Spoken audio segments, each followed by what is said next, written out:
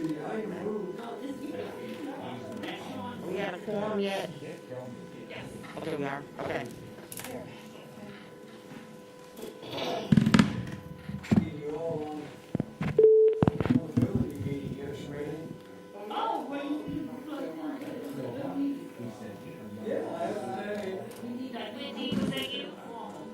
Yes. Good morning. Yeah, I want to stay tuned. Hi, Wendy. This is Elaine. How are you doing? I'm doing good. Good to hear you. Good to hear you good stuff. Ready? Go. All right, so it says 1 minute.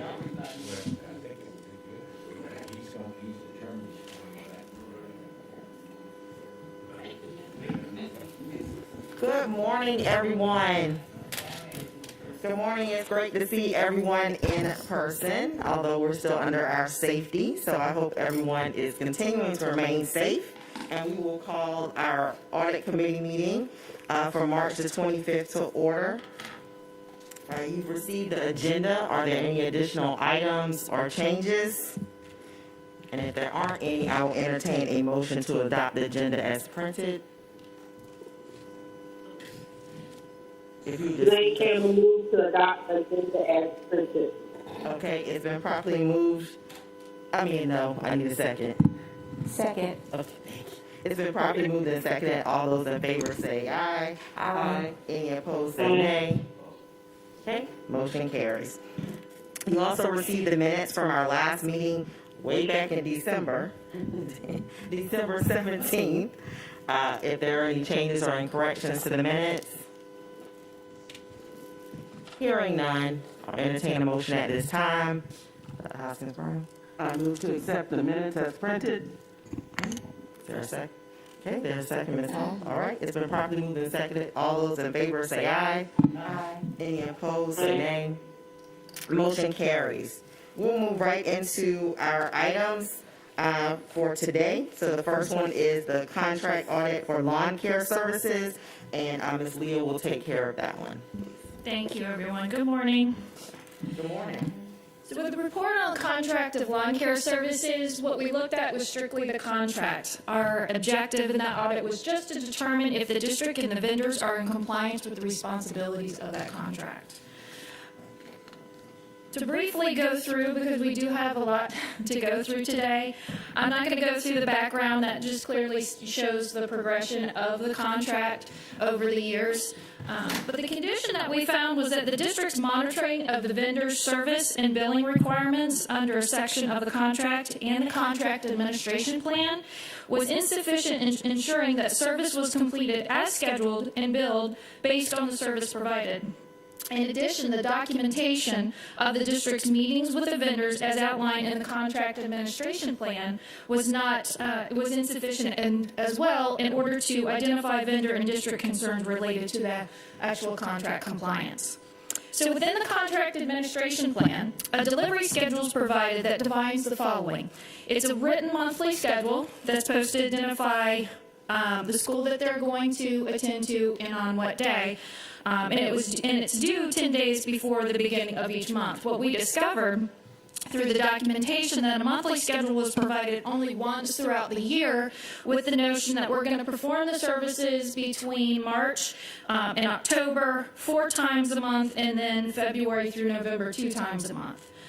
We also discovered quarterly meetings were supposed to be conducted 4 times a year, which was supposed to include with notes. What we discovered that the maintenance and operation department had no meeting minutes of these notes. Neither did the purchasing department. The quarterly evaluation report, which is supposed to be conducted 3 times a year, we were shown notes were documented from the purchasing department. However, there were only 2 meetings within the past year. Now, of course, during COVID, there was no meeting, so we did not include that within our analysis. The annual evaluation report, it was supposed to be conducted yearly. What we discovered, there was no meeting notes at all concerning that meeting. We were informed, also, as part of the contract, there's the service affidavit. So the function of the service affidavit is that the company goes on site, they get the site principal to acknowledge that they were on site, and then they would come back do their work, and then we give that information to maintenance and operation. The individual there was supposed to go out to the school to verify that the work was done. These were known as the weekly or biweekly service affidavits as defined in the contract. In our review of documentation and the section of 137 of the contract, the service affidavits should have been included with the monthly invoice provided to the district. What we found is that the language in the contract and the administrative plan contradicts each other as to when those submission requirements were required. But we also found out that upon completion of the service visit, that should have included that invoice documentation. This form, again, was to serve as evidence that the district conducted that service on site. We found that no evidence of this document was within the monthly invoice documentation. Another function of the service affidavit was to provide backup to reflect the number of invoices conducted. Remember, as I mentioned with the monthly schedule, it was supposed to identify how many times you go to one school, throughout the year. What we found, and of course, like I said, that should reflect the minimum at the school site. In our internal control review of the billing, we found we could not correlate the service affidavit to the invoices on a consistent basis. We found that the district often continued to pay the vendor for services that could not be identified through the service affidavits. So what I did is I took the service affidavits, looked at the dates on the invoice, and oftentimes they were missing or were not there at all. So we were informed in this process that they did not verify that service affidavit process to the invoice. They just went ahead and paid the invoice. So based on those findings, we recommended that they review and identify and correct the redundant information in the contract and the contract administration plan to ensure that they're clear and concise with the expectations for both parties. And that is supposed to be completed as of April because they are renewing that contract, I think, right now as we speak. They're in that process. The second recommendation was to develop a stronger monitoring control system of both the vendor and the district requirements to the contract to ensure that the service were meeting all job expectations and that the vendors are submitting all the information as required. If you look at your management action plan, it was slated for 1/15. I can tell you right now that that has been completed, so that will be updated before we proceed to give this audit to the board. So what they did is they created a lawn care service document that serves both for the district to complete, as well as acknowledging what kind of comments of the service that was had when they go on site, and also for the vendor to complete as well. So it's going to be a dual party affidavit. The last recommendation was develop a process to ensure that minutes are maintained at all meetings between the district and vendor, and that is going to be ongoing. As I stated here, quarterly meeting was held on December 1st of 2020, and the next meeting had been scheduled for March 3rd, and again, that will continue and be ongoing, and they will maintain those minutes at the maintenance and operation department. Right.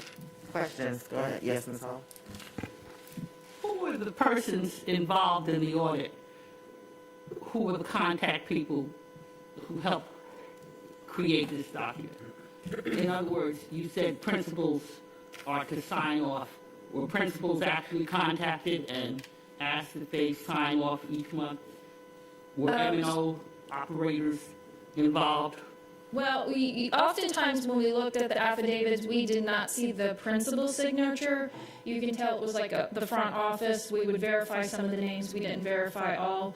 And then in some cases, it didn't even have the school people. It just had the vendor signing off as though they had been there. So, like I said, it was inconsistent with the expectation. One vendor had their own version of an affidavit, and the other vendor, because as you know, we have multiple vendors for this contract. The other vendor had a different type of service affidavit. So even the service affidavits themselves were different from one vendor to the other. So the expectation was defined within maintenance and operations, and it was maintenance and operations communication, which this has been a common practice for many, many years in this district. So it was already it was already in the culture and the expectation that was supposed to be signed. And that was communicated from maintenance and operation to the school sites probably many years ago. Any other questions? Okay, hearing none, thank you. We will take a motion to approve. Good, yes, Ms. Lau. Go ahead. Motion to approve. Okay. In a second, Dr. Hoskins. Okay, it's been properly moved and seconded. All those in favor say aye. Aye. Any opposed say nay. Motion carries. We'll move into our next audit of Jenkins High School Espos initial review, and that will be Ms. Tiffany. Okay, good morning. Good morning. Okay, we have completed our Jenkins Espos audit. This was an initial review, so everything that we looked at was through September of last year, and we completed the audit in December. On page 2, with the audit objectives, we focused on the design professional, demolition contractor, site work contractor, and construction manager at risk. So you'll see, as they've talked about in the CIC meetings, how we're increasing a lot of our direct contracts with some of the smaller contractors. We were able to look at that with this audit. Bottom of page 2, going into page 3, we have our audit scope. Again, we started the audit in October and completed it in December.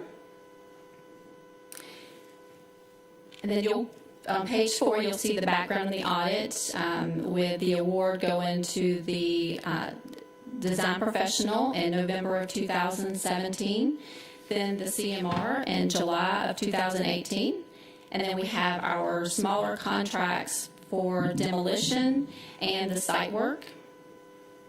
Our findings, we had the first one was maintaining documentation. So we had construction plans and reports were not maintained on file for the site work contractor as required by the contract and project manual. So during our review of the district and vendor responsibilities, we found that the construction management plan, quality control plan, daily construction reports, and progress meetings were not documented for the site work contractor. We did find where they, when they met to get started with the pre-construction, there was a very detailed meeting regarding that. However, we could not find any other construction reports, and we want to make sure that we have construction reports that are maintained to record the progress that's going on during the project. And when we discussed with district management, we found that they're not requiring these types of reports for trade-specific contracts. And they did have meetings and inspections, but they just didn't have any formal documentation. So our recommendations include review trade-specific construction contracts and project manuals to ensure they include applicable requirements for these contractors. Because again, with them being, some of them being smaller contractors, there may not be that need to have all the formal documentation like you would with a regular general contractor or a construction manager at risk, but there still might be some elements of that that's needed. And ensure adequate documentation is maintained on file to support the site work construction progress. The second finding was for change order documentation. We did find that one change order with the documentation that was in file did not support the amount that was approved. So we found that there was a difference of $304. And we had 2 recommendations for that. The first is to ensure the change order documentation maintained on file supports the amount that is approved and processed. And then a credit should be issued to the district by the site work contractor for that difference of $304. The next page, we have the management action plan. So for the first finding for maintaining documentation, the action plan by management is to review contracts currently in use to ensure that requirements for contractor-provided documentation are met. Going forward, review contract templates to ensure applicability to each project's scope of work. Different levels of reporting and documentation may be required depending on the complexity of the project. Work with legal consultant to determine the most expedient way to achieve coordination between contract language and the level of documentation that we deem necessary to properly manage the project, and report findings to district leadership. This will be completed in June of this year. And then the second part of that recommendation, they will make sure they review records to ensure that all existing documents are properly filed in eBuilder. For the documentation required by contract but not provided, they will prepare notes and files stating that they have waived that requirement. Again, there may be some elements that are not required for a trade-specific contract. And then with the second finding, we had the action plan for documentation related to this change order is currently under review. Revisions being made to electronic and hard copy records to ensure that they have the appropriate documentation on file. And site work contractor was sent instructions on dealing with how to remit payment to the district, and they were awaiting receipt of the funds.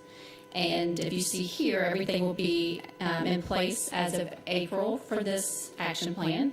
And again, with our report on use of audits, we follow up to ensure that the action steps that have been stated are being met at that time. Okay, do I have any questions? Y'all are quiet. That must mean y'all doing a great job. That's what's going on. Okay. All right. Well, we will entertain a motion to approve the Jenkins audit. I move that we approve the Jenkins audit as presented. Okay. It's been properly moved and seconded. All those in favor say aye. Aye. Any opposed say nay. Sorry, I forget. We do have two on the phone.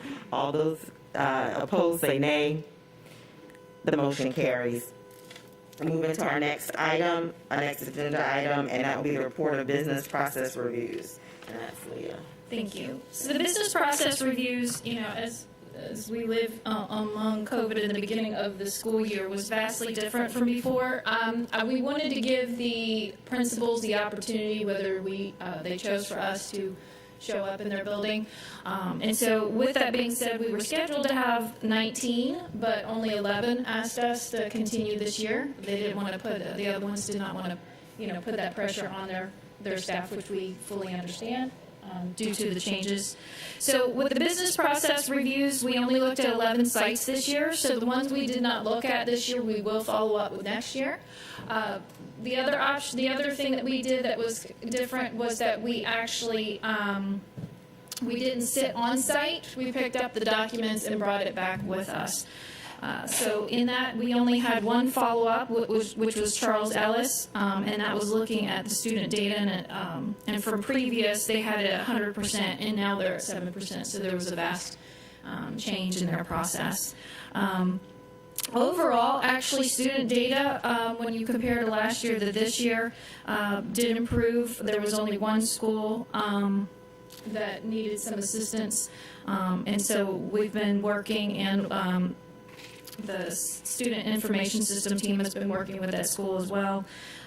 Purchase cards continue to be an ongoing, in the past year had been an ongoing kind of understanding of the process. But with Munis now in place, that process is different.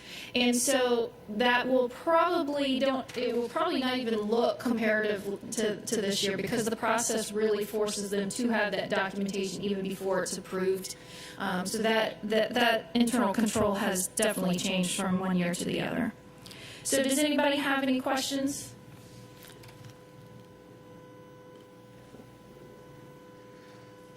Give one moment. I think everyone's still looking. I don't see any eye contact. Okay, all right. If there are no questions, then we will entertain a motion to approve. Motion. Okay. Second. Okay. Motion to approve. All right, we received a motion and a second. All those in favor for the approval of the report of business process reviews, say aye. Aye. Aye. Aye. Any opposed, say nay. The motion carries. We will move into an informational item. Ms. Tiffany will handle that one regarding the report for external audit for East Blocks project expenditures year ending December 31st, 2019. Good morning again. So our external auditor, Sirota, Maddox, Evans and Company, they completed the Espos audit for the calendar year 2019. They concluded that the district was in compliance and there were no findings. Yay. Just wanted to make note that going forward, so in the past, these audits have been based on calendar year. A lot of other districts that they are looking at also use fiscal year. So the examination date's going to be changed going forward to June 30th. So this year, when they come back to complete the audit, they will actually complete all of 2020 and then half of 21. So you'll see a year and a half on their next report that they will be doing. And that kind of coincides with how we end our fiscal year. So everything will be based on fiscal year going forward. But great job on no findings. So they do an overview of everything Espos. I go in and look at, specific projects and kind of dig into each project. So this is an overview, and they actually do samples as well. So when they go in and do expenditure testing, and they look at some of the bid process as well. So they're doing some of the same things, but then also from a general perspective of all Espos. Very good. Very good. Okay, we'll move into our next action item, a review of the audit committee charter, and we will need approval on this. Okay. So we're bringing this back to you. As you can see, the date prior was May 6, 2020. That was due to a push due to, we did not have the meeting in March due to the COVID restrictions. So our goal here is just to bring back the rotation back to the March approval date. So at this point, it needs to be reviewed by you and by all members to see if there's any changes that would like to be recommended before we move forward and move this into the board's approval.